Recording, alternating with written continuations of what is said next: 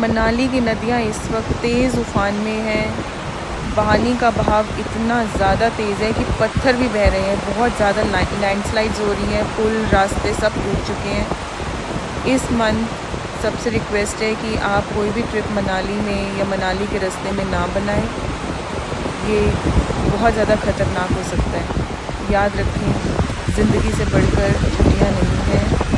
सावधान रहें, सुरक्षित रहें।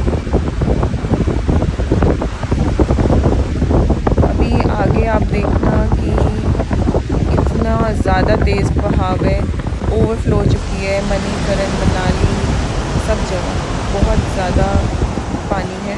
आप कृपया